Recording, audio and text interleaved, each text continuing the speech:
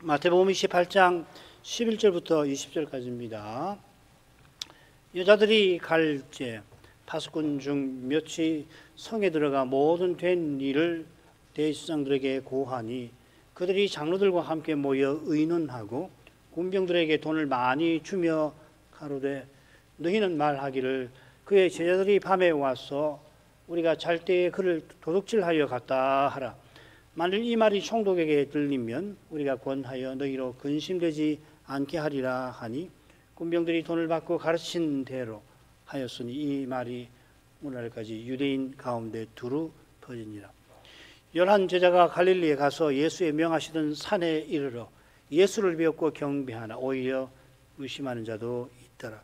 예수께서 나와 일러 가라사대 하늘과 땅의 모든 권세를 내게 주셨으니 그러므로 너희는 가서 모든 족속으로 제자를 삼아 아버지와 아들과 성신의 이름 안으로 세례를 주고 내가 너희에게 분부한 모든 것을 가르쳐 지키게 하라. 볼지어다 내가 세상 끝날까지 너희와 항상 함께 있으리라 하시니라.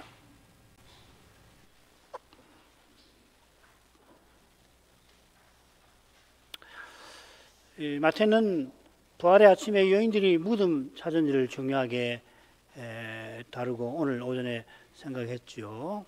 여인들이 천사의 말을 듣고 무덤을 떠나 제자들에게 달려간 대목까지 살폈는데 이어서 계속 본문을 생각하겠습니다. 그 길에 주님께서 그들에게 나타나시는 대목입니다. 예수께서 저희를 만나 가라사대 평안하뇨 하시거늘 여자들이 나아가 그 발을 붙잡고 경배하니 이에 예수께서 가라사대 무서워 말라 가서 내 형제들에게 갈릴리로 가라 하라 거기서 나를 보리라 하시니라. 이 마태 사도가 여기서 보라 하고서 이 사건을 소개합니다. 28장에 이 보라 하는 표현이 무려 5번이나 나와요. 2번은 천사가 하는 말 안에 나오고 나머지는 마태가 사건을 기록하면서 이 보라 하고 강조하는 거죠. 예수님께서 천사는 주님께서 제자들보다 먼저 갈릴리 가실 길을 강조하느라고 보라 한 겁니다. 그만큼 누가는 주님께서 이 여인들을 만나주신 여인들에게 나타나신 일을 중요히 기록합니다. 보라 이 표현 없더라도 주님께서 부활 후에 나타나신 이 얼마나 중요한지 우리가 능히 헤아립니다만은 보라 이렇게 표현한 것은 주님께서 천사가 전하는 것과 똑같은 일을 여인들에게 명하신 것과 붙어 있는 것 같습니다. 이 두 부분에 3번이나 나오는 거 아니에요. 주님께서 평안하뇨. 당시 사람들이 늘 하던 대로 여인들에게 문안하십니다. 그랬더니 놀랍게도 여인들이 나와 경배하였습니다. 나와 한 거 물론 주님과 이 여인들이 서 있는 곳에 거리가 있다 하는 뜻이 되겠습니다만은 아울러 여인들이 나와 경배하는 행위와 붙어서 중요한 의미를 담아냅니다. 산에서 내려오실 때 산상봉헌 하시고 문둥병자가 나와 절했던 것처럼 이 여인들도 같은 심정으로 주님 앞에 절하는 겁니다. 문둥병자가 그때 원하시면 나를 깨끗게 하실 수 있나이다.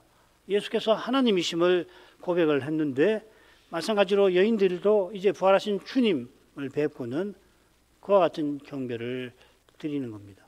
전에 풍랑이는 바다를 잠잠케 하셨을 때 제자들이 경배하며 하나님의 아들이시라고 고백을 했고 곧 갈릴리 산에서도 17절에 나오는 대로 그들이 주님을 뵙고 경배할 겁니다.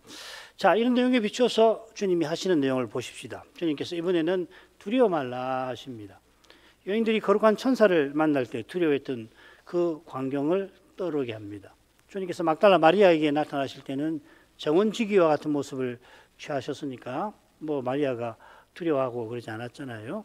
그러니까 여인들에게는 혹 다른 모습을 취하셨을 수도 있습니다. 그러나 문둥병자를 고치실 때 그때는 사람으로 우리와 같은 사람으로 모습을 취하셨는데 그러셨을지라도 성신께서 천사의 말을 통해서 여인들더러 주님을 경배할 뿐으로 알게 하셨던 겁니다. 성신께서 여인들더러 주의 영광을 뵙게 하신 거죠. 경배와 마땅하신 주님께서 이어 천사와 같은 명령을 여인들에게 내리시는데 놀랍게도 천사들과 달리 제자들을 내 형제들이라고 부르십니다. 아마도 주님께서 막달라 마리아에게 먼저 나타나셨을 것 같은데 그때 그에게 내 아버지 곧 너희 아버지라 하셨죠. 너는 내 형제들에게 가서 이르되 내가 내 아버지 곧 너희 아버지 내 하나님 곧 너희 하나님께로 올라간다 하라. 주님께서 성부를 내 하나님이라 부르신 것은 사람으로 그러니까 그리스도로서 부르신 거라 볼 수 있을 텐데 그렇다면은 내 아버지라고 부르셨으면은 성자로서 부르신 거겠죠. 그러하다면은 성부를 너희 아버지라고 하신 것은 제자들을 내 형제들이라고 부르신 것과 아울러서 우리를 얼마나 높이시는 건가 이 모를 수가 없는 동시에 이게 대체 어떠한 건가 다 이해할 길이 없습니다. 주님께서 우리를 형제 삼으려고 사람 되셨습니다마는 우리를 형제로 삼으신 그 뜻은 성부와 성자의 관계에 방불하는 그런 관계를 하나님과 맺게 하시는 거기에 있다는 겁니다. 이런 고귀한 관계를 위하여서 예수님이 십자가에 못 박히신 것이고 아버지가 아들을 아끼지 않고 내어주신 것 아니겠습니까? 미련한 우리라도 주님의 십자가를 제대로 깨닫게 되면 우리에게 주신 이 구원이 얼마나 고상한 것인지 전혀 모를 수가 없게 됩니다마는 복음을 배울수록 인생을 하나님의 형상대로 창조하신 그 뜻이 얼마나 거룩한 것인가 맛보게 되는 것이죠. 이런 뜻을 제대로 깨닫는 교회와 신자라면은 더욱이 이런 시대에 그리스도 교회의 가장 바른 자태를 구현하고자 하는 소원이 심정이 자연히 일어나지 않을까. 이게 무슨 교만한 표현이라고 말하는 분들이 있는데 어림없는 이야기거든요. 이건 정말 그리스도의 사랑, 하나님의 사랑을 참으로 맛본 사람이 더구나 이 배도의 시대에 그러면 어떻게 할 건가? 어떻게 그 사랑에 조금치라도 보답할 수 있을까 할 때 나오는 표현이란 말이죠. 바울은 이 점을 들어서 예정을 이렇게 교훈합니다. 하나님이 미리 아신 자들로 또한 그 아들의 형상을 본받게 하기 위하여 미리 정하셨으니 이는 그로 많은 형제 중에서 맏아들이 되게 하려 하심이니라. 똑같아요. 바울 역시 그 아들 성자께서 많은 형제 중에서 맏아들 되셨다고 설명을 하고 그 다음에 그 목적이 뭔가 하면 우리가 그 아들의 형상을 본받는 것이라 성자의 형상을 본받는 것이라고 교훈을 하고 있어요. 이는 성자께서 성신 안에서 아버지를 가까이 하고 순종하시는 것처럼 똑같을 수는 없습니다. 그처럼 그 영광을 우리가 예배에서 뵙고서 그 영광을 받아서 우리가 변모를 받아가지고 우리도 하나님을 그렇게 가까이 모시게 하시는 거다. 그 말이지요. 우리가 장차 부활에 이를 때 그리스도와 같아지지 결코 영원히 성자 혹은 신이 되는 것 아닙니다. 그러나 성부와 성자의 거룩한 관계에 영원히 다가가게 하실 것입니다. 인간의 언어로 겨우 담아내지만은 직접 경험하면 깜짝 놀라게 될 거예요. 바로 여기 우리 종교를 기독교라 부르는 심오한 진리가 담겨 있습니다. 우리 종교는 그야말로 기독교입니다. 그리스도교입니다. 바울의 이런 교훈은 한 종교 천재의 머리에서 나온 것이 아니라 예수님이 부활하신 후에 내 아버지 곧 너희 아버지이라 계시하신 말씀에서 나온 거죠. 우리는 이것을 예배에서 특별히 경험하는 겁니다. 그리고 우리 삶에서 실증하는 겁니다. 주님께서 내 형제들에게 갈릴리로 가라. 거기서 나를 보리라 말씀하시죠. 갈릴리 산에서 그들을 만나시기 전에 이미 여러 번 만나신 거 우리는 알고 있습니다. 그 도표 기억나실 텐데 거기 보면 부활하신 당일 그리고 그 일주일 그리고 그 다음에 갈릴리에서 만나 뵙기 전에 바다에서 만난 일 그때는 7 제자가 만났죠. 자, 이런 점에 비추어서 마지막 부분 보십시다. 사도들이 갈릴리에 가서 주님을 뵙는 일은 거기서 이들에게 세례 명령 베푸시는 것과 딱 붙어 있는 일이겠죠. 아울러 마태가 주님의 그 사역 그 처음에 이 갈릴리의 중요성을 밝힌 것과도 관계가 될 겁니다. 갈릴리 사역이 누가나 마가에 다 기록이 되어 있습니다만은 마태는 이 갈릴리 사역 초기에 이 예언을 언급을 하죠. 마태복음 4장 14절부터 16절 읽겠습니다. 이는 선지자 이사야로 하신 말씀을 이루려 하심이라 일렀으되 스불론 땅과 납달리 땅과 요단강 저편 해안길과 이방의 갈릴리여 흑암에 앉은 백성이 큰 빛을 보았고 사망의 땅과 그들에 앉은 자들에게 빛이 어떠다 하였느니라. 여기 주목할 표현이 이방의 갈릴리입니다. 이는 주님의 갈릴리 사역이 어떤 목표를 지니고 있는지를 암시하는 겁니다. 마태복음을 읽으면은 주님께서도 두 번 말씀하셨죠. 나는 이스라엘 집에 잃어버린 양에게 보냄을 받았다. 제자들에게도 너희가 딴 데로 가지 말고 그들에게 가라. 그래서 거기에 주력하십니다마는 왜 이렇게 하시는가? 왜 이스라엘 집에 잃어버린 양에게 가시는가 하면은 흑암에 앉은 온 세상을 구원하시기 위함이라는 겁니다. 주님께서 잠시 갈릴리도 떠나서 이방 땅에 가실 때 수르보니게 여인이 다윗의 자손이여 귀신 들린 내 딸을 고쳐달라 하실 때에 나는 이스라엘 집에 잃어버린 양의 외에는 다른 데로 보내심 받지 아니하였다 하시지만은 개들도 주인의 상에서 떨어진 부스러기를 먹나이다 하며 겸손히 구하는 이 이방인 여인의 딸을 고쳐 주십니다.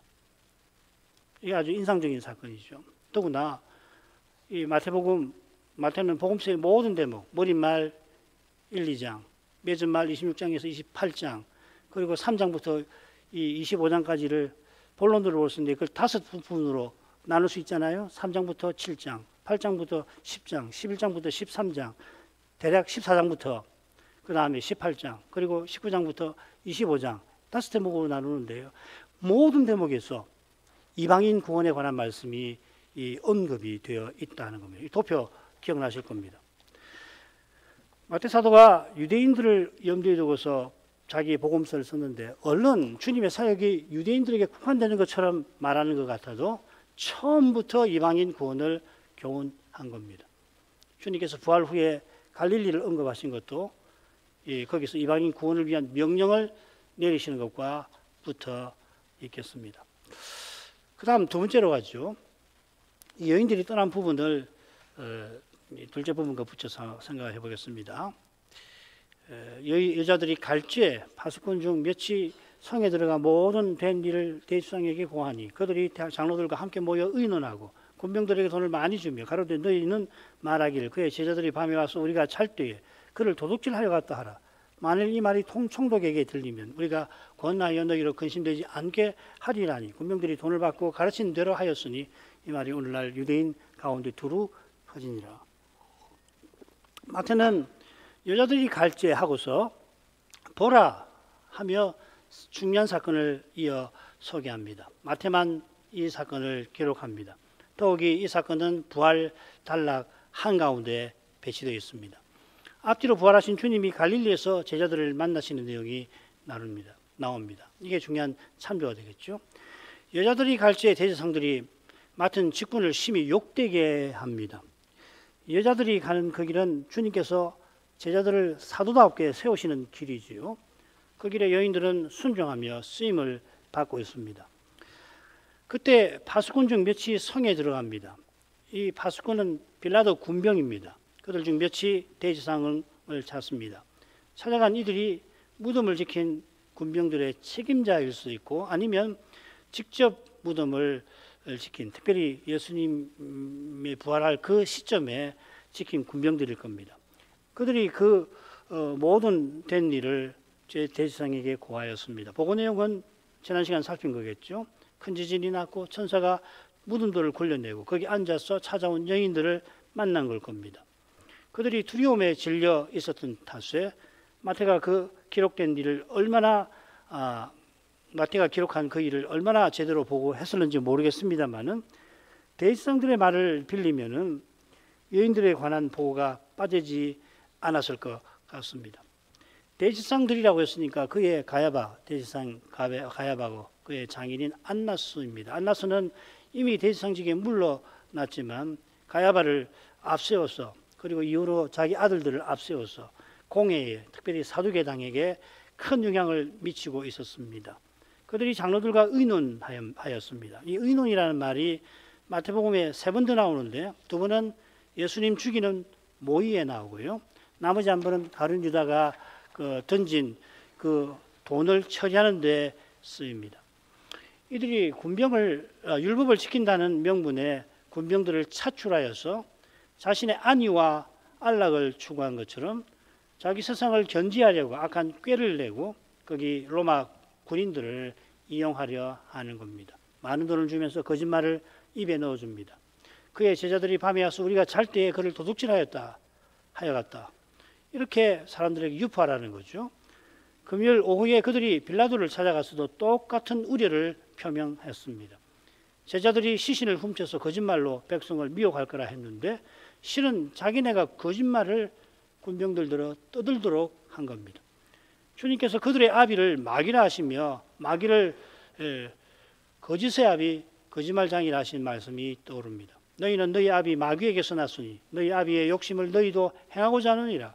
저는 처음부터 살인한 자요 진리가 그 속에 없으므로 진리에 서지 못하고 거짓을 말할 때마다 제 것으로 말하나니 이는 저가 거짓말장이요 거짓의 아비 되었음이니라.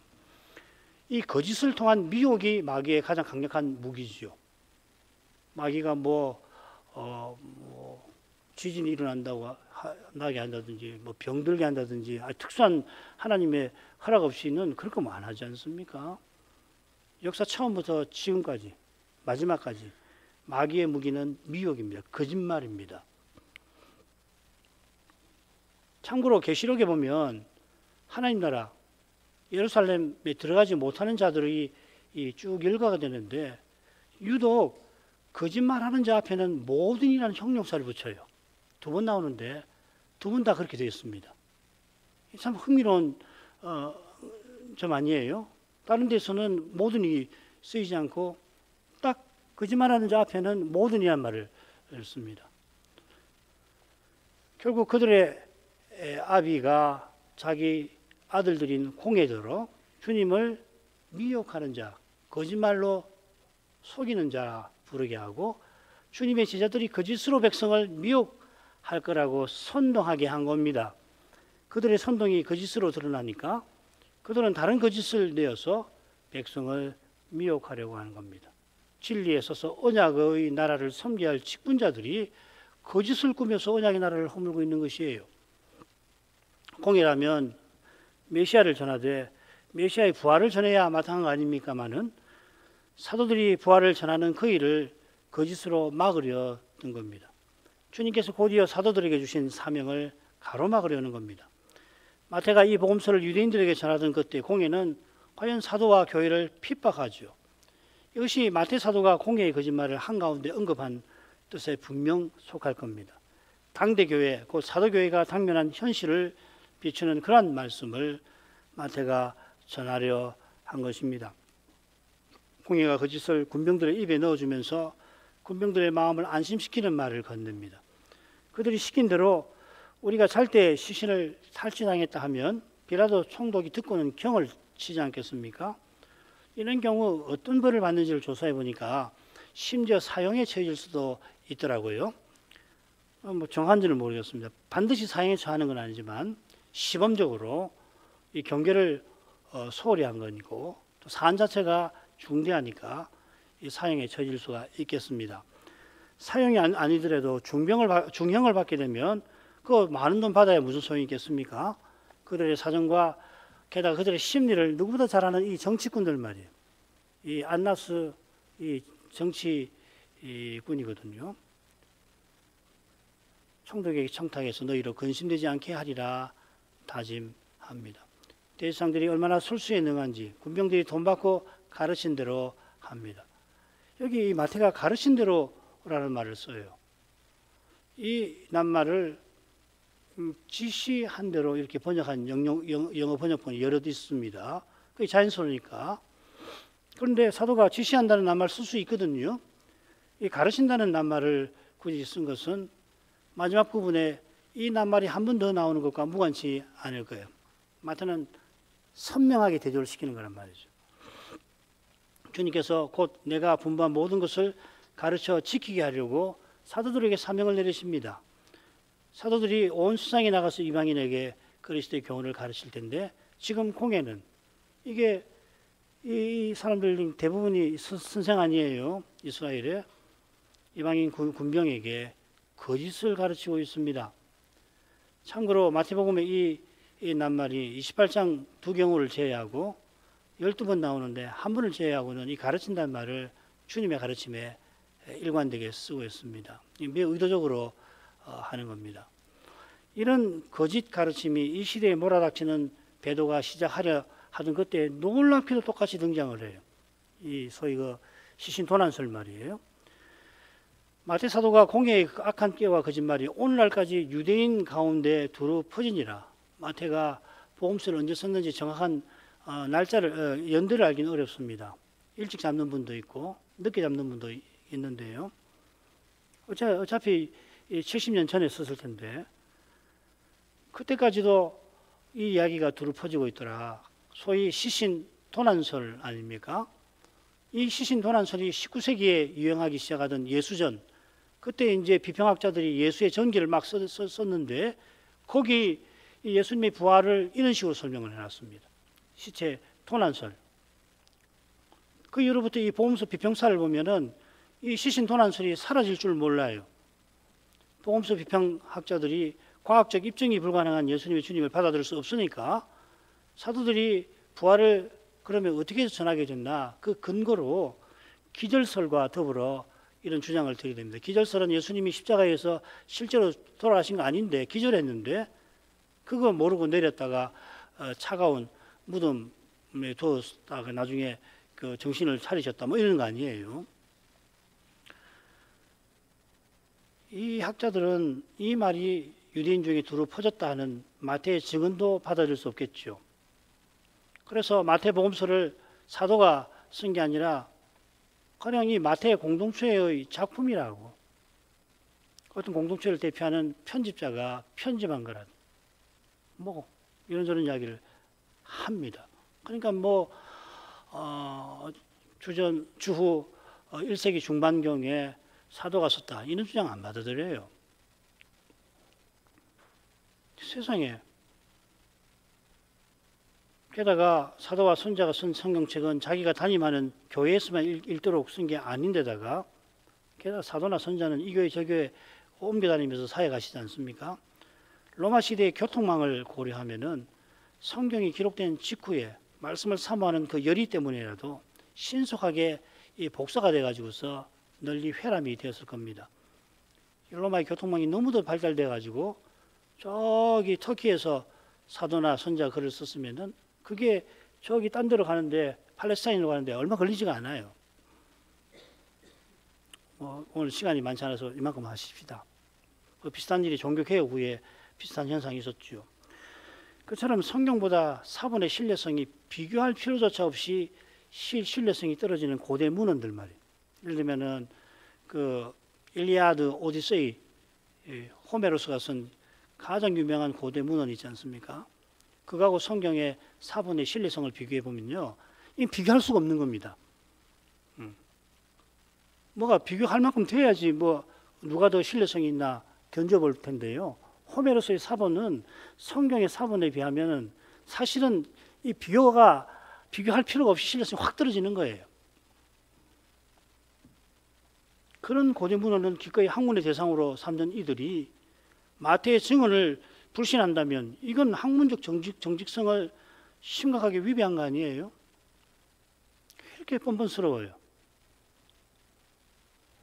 바울이 500의 형제들에게 주님께서 일시에 나타나셨고 부활하신 주님을 함께 보니가 태반이다. 고린도전서 기록할 때 살아있다고 증언했습니다. 로마서 이 고린도전서를 바울의 서신이 아니라고 주장하는 학자는 비평학자 중에도 거의 없습니다. 제가 알기로는 한 사람이라도 있을까 말까 합니다. 그렇다면 바울의 이 증언이 조금이라도 사실이 아니라고 한다면은 이 서신은 이미 1세기 때에 바리새인의 공격을 견디지 못했을 거라고 보는 것이 학문적으로 타당한 거 아니에요? 그런데도 비평학자들은 그리스도의 부활은 과학적 검증이 불가능하니 사실이 아니라고 우겨대는 겁니다. 성경은 이런 학문의 대상 아닙니다. 믿음의 근거입니다. 하나님의 말씀입니다. 하나님은 이 성경을 통해서 지금도 우리에게 말씀하십니다. 성경 풀어 전하는 강설에 그리스도가 임재하셔서 친히 선포하십니다. 하지만 이 고백이 이 시대에 멸시받고 있고 더욱 그러할 것입니다. 그러나 주님은 세상 끝날까지 이 고백 위에 선 교회와 함께 하셔서 이 말씀을 쓰셔서 친히 승리를 거둬가실 것입니다. 마지막 부분을 읽겠습니다. 11 제자가 갈릴리에 가서 예수의 명하시던 산에 이르러 예수를 배웁고 경배하나 오히려 의심하는 자도 있더라. 예수께서 나와 일러 가라사대 하늘과 땅의 모든 권세를 내게 주셨으니 그러므로 너희는 가서 모든 족속으로 제자를 삼아 아버지와 아들과 성신의 이름 안으로 세례를 주고 내가 너희에게 분부한 모든 것을 가르쳐 지키게 하라. 볼지어다 세상 끝날까지 너희와 항상 함께 내가 너희와 항상 함께 있으리라 하시니라. 이런 제자가 명하신 산에 이르렀습니다. 예수의 명하시던 이라는 표현을 산만 아니라 갈릴리에 붙여 읽는 것이 더 어울립니다. 사실은 명하시던 산이라고 했는데 사실은 명하시던 갈릴리 산 이렇게 주님과 천사가 여인들에게 하신 말씀에 산이 언급되어 있지 않지요. 갈릴리 사역 보면 산이 몇 군데 언급되어 있긴 합니다만 어느 산인지 이 산이 그 산인지 단정하기 힘듭니다. 다만 산에서 사명 내리신 뜻은 헤아릴 만합니다. 가령 산상에서 율법의 정신을 해명하여 천국 교훈을 베푸신 그 일을 또 시내산에서 여호와께서 율법을 베푸신 일에 견주는 이가 적지 않은데 갈릴리 산에서 내리신 명령은 시내산에서 언약 세우실 때 주신 사명과 비슷한 데가 있습니다. 비슷하죠. 실은 이 제사장나라와 거룩한 백성의 사명하고 사실은 이 세례명령 같은 거 아니에요. 이 사명을 베푸신 끝에 너희와 항상 함께 있으리라 하신 이 약속은 주님께서 임마누엘이라 불리실 예언과 붙어 있는 거죠. 마태복음 1장 23절에 이 성호가 하나님의 언약의 본질을 담습니다. 주님이 새 언약을 영원히 이루시려고 지금 갈릴리 어느 산에서 제자들을 만나십니다. 제자들이 배웠고 경배합니다. 여인들도 그리하였습니다. 제자들은 토마까지도 주님을 이미 예루살렘에서 갈릴리 바다에서 배웠습니다. 최근에 갈릴리 바다에서 주님 말씀대로 잡은 고기가 주님 말씀대로 많은 고기를 잡은 7제자는 틀림없이 경배하면서 의심하지 않았을 것 같아요. 그러나 의심하는 자도 들어 있습니다. 전에 바다를 걸어오실 때 베드로가 물 위에 걸어 주님께 가다가 바람이 무서워서 빠졌을 때에 주님께서 이 낱말을 씁니다. 믿음이 적은 자여 왜 의심하느냐. 이 표현이 마태복음만 아니라 신약 성경에 이 두 군데에서만 나옵니다. 제자들이 주님의 부활을 의심한다고 반대가 굳이 밝히면서 주님의 승천과 오순절을 염두에 뒀을 가능성이 높습니다. 승천과 오순절을 내다보시고 아직 의심하는 제자들에게도 사명을 내리시는 겁니다. 이는 세상 끝날까지 내가 너희와 함께 있으리라 하신 약속에도 암시되어 있습니다. 곧 성신을 부어 우리와 함께 하실 것을 가리킨 겁니다.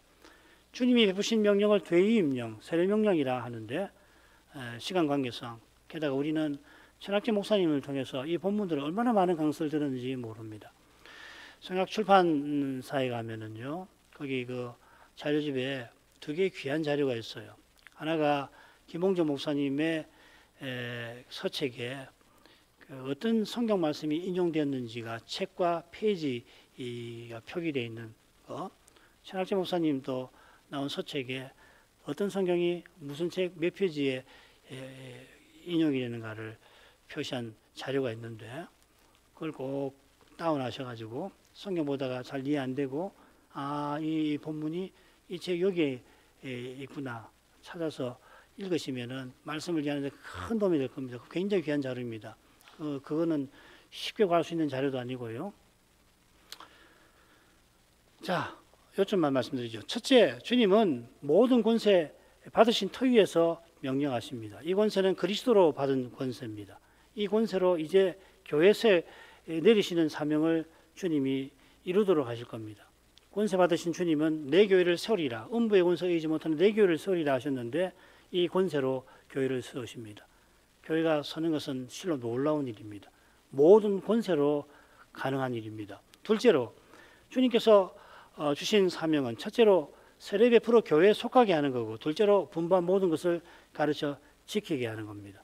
복음 진리를 사도가 전해서 교회를 세우고 복음 교훈을 베풀어 교회답게 서나가게 하는 겁니다.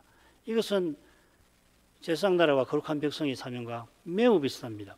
셋째로 교회답게 서나가는 거기서 삼위의 영광이 드러날 텐데, 삼위의 이름 안으로 세례받은 이가 성신 안에서 아버지와 그리스도와 함께하는 교제를 누리게 하시는 것, 이건 아까 우리 살폈죠. 이 사실이 내가 세상 끝날까지 너희와 함께 있으리라는 약속에 담겨 있습니다. 모든 시대 모든 교회가 이 약속 위에 굳게 서서 이 사명을 받들어야 합니다. 그 길은 오직 사도가 전한 대로 그리스도를 전하고 받는 거기서만 열리는 겁니다. 이 시대가 더욱 열악해져서 말 그대로 두세 사람이 주의 이름으로 모이게 되는 그때 주님이 거기 함께 하실 겁니다. 거기 함께 하셔서 실로 위대한 일을 친히 이루실 겁니다. 그 두 사람이 합심해서 실족해 하는 죄, 소위 배도의 문제를 두고 기도하게 하시고 그 기도가 응답되게 하실 것입니다. 옛적에 다니엘의 세 친구를 쓰신 것처럼 두세 사람을 통해서라도 온 세상을 뒤엎는 이 배도의 도전을 능히 이기게 하실 것입니다. 우리가 거기 쓰임받기를 바랄 뿐입니다. 기도하겠습니다. 거룩하신 아버지, 부활하신 그리스도께서 여인들에게 나타나셔서 거듭 거룩한 일을 맡기신 데에서 우리 하나님께서 행하시는 구원이 얼마나 거룩한지 다시금 생각하게 됩니다. 그 거룩하심이 심지어 대제사장들이 그리스도의 부활을 거짓으로 은폐하고 백성을 온 세상까지라도 미혹하려 한 데서도 드러납니다.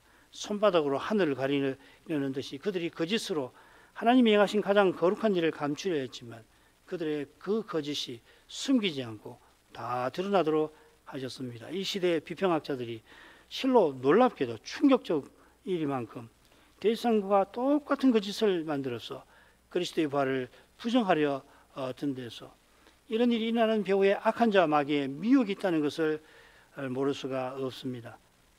이런 거짓에서 특별히 정보가 범람하면서도 역설적으로 거짓이 점점 많이 유포되는 이런 현실을 볼 때에 저희가 거짓에 둔감해지기가 얼마나 쉬운지 모르는데 하늘 아버지 이런 거짓에서 늘 건져주시고 그래서 거룩한 감각을 잃지 않도록 오히려 진리의 말씀을 듣고 그 빛을 받아 이 거룩한 감각이 더욱더 분명하고 예리해질 수 있도록 이끌어 주옵소서. 예수님 이름으로 기도합니다. 아멘.